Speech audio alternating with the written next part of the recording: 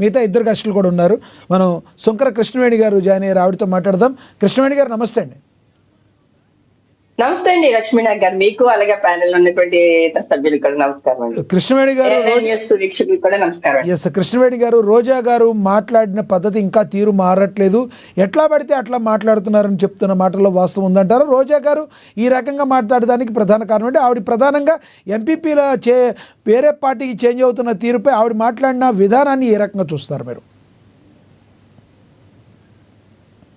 లక్ష్మీనాథ్ గారు, మన సొసైటీలో ఆడవాళ్ళు మాట్లాడే మాటకి ఒక అర్థం పరమార్థం ఉంది. వైసీపీ నేతల్లో కూడా చాలా మంది మహిళలు ఉన్నారు. మహిళలు చాలా సంస్కారబద్ధంగా మాట్లాడతారు. ఇలాంటి చీప్ పబ్లిసిటీకి ఎక్కువ అలవాటు పడరు. అంటే వైసీపీలో ఉన్నటువంటి మహిళలందరినీ అన్నట్లేదు, చాలా హుందాస్థానంగా మాట్లాడతారు, కౌంటర్ ఇస్తారు. రోజా గారు లాంటి వ్యక్తి ఒక మాజీ మంత్రి హోదాలో పనిచేసినటువంటి వ్యక్తి. అలాంటి వ్యక్తి వైఎస్ఆర్సీపీ పార్టీలో ఇలా మాట్లాడడం వల్ల, అంటే అమ్మకి బాబుకి పుడితే, అంటే మన పుట్టికను కూడా మనం అవమానించుకునే విధంగా ఎదుటి వాళ్ళు, అంటే రోజా గారు దాని మీద ఏమైనా సమీక్ష చేసుకోవాలేమో తప్ప ఏ వ్యక్తి కూడా తన పుట్టిక గురించి సమీక్ష చేసుకోవాల్సినటువంటి అవసరం లేదండి. తల్లిదండ్రులు ఒక సాంగత్యంలోనే పిల్లలు పుడతారు. దాన్ని రాజకీయాల్లో మాట్లాడడం అనేది చాలా అసహ్యకరంగా ఉంది. రోజా లాంటి వ్యక్తి అంటే బాడీ ఎదిగింది కానీ బ్రెయిన్ ఎదగల.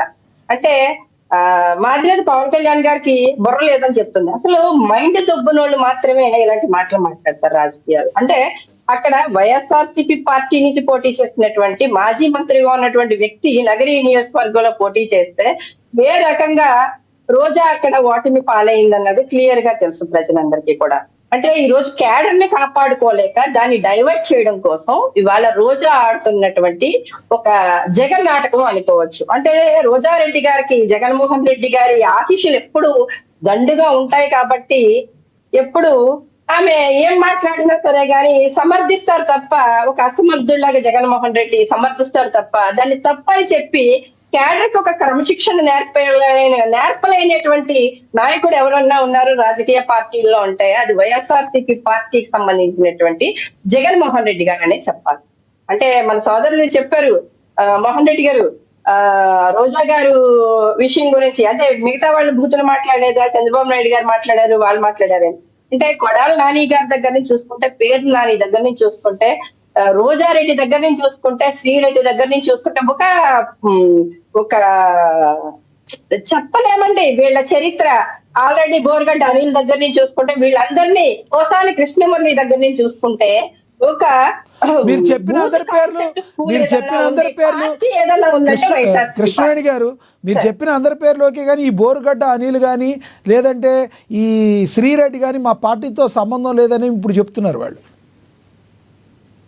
ఇది వాళ్ళ అధికారంలో ఉన్నప్పుడు చెప్పాలండి. వాళ్ళు మాట్లాడినప్పుడు ఇవాళ మాకు ఏ సంబంధం లేదు, వాళ్ళకి మా పార్టీకి సంబంధించినటువంటి వ్యక్తులు కాదు అని పార్టీ నాశనం అయిపోయిన తర్వాత, పార్టీ ప్రజలు శిక్షేసిన తర్వాత చెప్పడం కాదు మాకు సంబంధం లేదని. ఇది వైఎస్ఆర్సీపీ పార్టీ అధికారంలో ఉన్నప్పుడు ఈ స్టేట్మెంట్ ఇస్తే కనుక మేము హర్షించేవాళ్ళం. కానీ ఆ రోజు మీరు ఇష్టం వచ్చినట్టు మాట్లాడండి మైకుల ముందు, మీరు ఎలా పడితే ఎడాపడా ఎవరిని పడితే వాళ్ళకి అంటే ఆ రోజు పవన్ కళ్యాణ్ గారిని కానీ నారా లోకేష్ గారిని కానీ ఎలాగే వీళ్ళు మాట్లాడించారు, ఎలా మాట్లాడారు అన్నది తెలియదండి. మా మహిళైనటువంటి భువనేశ్వరి గారిని ఏ విధంగా మాట్లాడారు, మా అధినేత పవన్ కళ్యాణ్ గారి భార్య బిడ్డలు ఏ విధంగా మాట్లాడించారు అన్నది ప్రజలు మర్చిపోయారా? అలాంటి కాన్సెప్ట్ స్కూల్, ఒక బూత్ కాన్సెప్ట్ స్కూల్ లాగా పనిచేస్తుంది వైఎస్ఆర్సీపీ పార్టీ. వాళ్ళ రోజా నోరికి అదుపు లేదు అనడానికి కారణం, అంటే ఒక గౌరవ ప్రధానమంత్రి గారు నరేంద్ర మోదీజీ గారిని పట్టుకొని మోడీ అంటది, గౌరవ సీఎం గారిని పట్టుకొని చంద్రబాబు నాయుడు అంటది. అంటే ఒక పద్ధతి, ఒక పాడు, ఒక క్రమశిక్షణ, ఒక మంత్రి హోదాలో ఉన్నటువంటి వ్యక్తి ఎంత ప్రత్యర్థులైనా సరే, ఎంత ప్రతిపక్ష పార్టీలైనా సరే గాని మేము గౌరవ జగన్మోహన్ రెడ్డి గారు అంటాం. ఆయన ప్రతిపక్ష నేత కాకపోయినప్పటికీ, పులివెందుల ఎమ్మెల్యే అయినప్పటికీ కూడా జగన్మోహన్ రెడ్డి గారు అంటాం. అంటే సంస్కారం అనేటువంటిది ఒక మాజీ ముఖ్యమంత్రి కాదా ఆయన? వ్యక్తిత్వాన్ని కృష్ణవేణి గారు ఓన్లీ పులివెందుల ఎమ్మెల్యే అయినా మాజీ ముఖ్యమంత్రి అనొచ్చు కదా మీరు? మాజీ ముఖ్యమంత్రి హోదాలో ఉంటే అసెంబ్లీకి వెళ్ళి ప్రశ్నించేవాడండి. ఓన్లీ పులివెందుల ఎమ్మెల్యేగా మాత్రమే ఉన్నాడు కాబట్టి ప్రశ్నిస్తున్నాడు జగన్మోహన్ రెడ్డి. మాజీ ముఖ్యమంత్రి హోదా కానీ, మాజీ ముఖ్యమంత్రి క్రమశిక్షణ కానీ, మాజీ ముఖ్యమంత్రి బాధ్యత కానీ ఉంటే అసెంబ్లీలోకి వెళ్ళి కూటమి ప్రభుత్వాన్ని ప్రశ్నించేవాడు. ఎన్డీఏ కూటమి ప్రశ్నించేవాడు జగన్మోహన్ రెడ్డి. కానీ ప్రెస్ మీట్ ముందు మాత్రమే ప్రశ్నించేటువంటి వ్యక్తిని పులివెందుల ఎమ్మెల్యే మాత్రమే అంటాం మేము. పులివెందుల ఎమ్మెల్యేగా మాత్రమే చూస్తాం. అక్కడ పులివెందుల ఎమ్మెల్యే జెడ్పీటీసీ గెలుచుకోలేనటువంటి పరిస్థితి. ఇవాళ నగరి రోజా ఉందండి. రోజా దగ్గర ఉండి అక్కడ జెడ్పీటీసీలు కావచ్చు, ఎంపీటీసీలు కావచ్చు వెళ్ళిపోయారు. అది ఎందుకు వెళ్ళిపోయారు? రోజా తన వ్యక్తిగత స్వార్థం చూసుకొని వేరే పక్క పార్టీల వైపు చూస్తుంది. రేపొద్దున మా భవిష్యత్తు ఏమవుతుందని ఒక ఎంపీటీసీ గెలవడం అంటే మాటలు కాదు. అక్కడ ఒక ఊరిలో, ఒక గ్రామంలో ఆ వ్యక్తి గెలవాలంటే ఎంత కసరత్తు చేసి, ఎంత కష్టపడితే రాత్రి పనులు కష్టపడితే ఒక ఎంపీటీసీ అవుతారో ప్రజలు ఆమోదిస్తేనే వాళ్ళు అవుతారు. వాళ్ళు అవి అయిన తర్వాత ఈ పార్టీ బలాబలాలు తెలుస్తూ ఉంటాయి. ఒక జెడ్పీటీసీ ఇవ్వడం అంటే మాటలు కాదండి. ఇది ప్రజాక్షేత్రంలో పనిచేసేటువంటి ప్రతి వ్యక్తులకి తెలుసు. కానీ రోజా తన వ్యక్తిగత రోజానే ఉందండి, జబర్దస్త్ చేసుకుంటది, లేకపోతే వేరే టీవీ షోలకు పోయి చేసుకుంటది, అయితే తమిళనాడు పోయి వేరే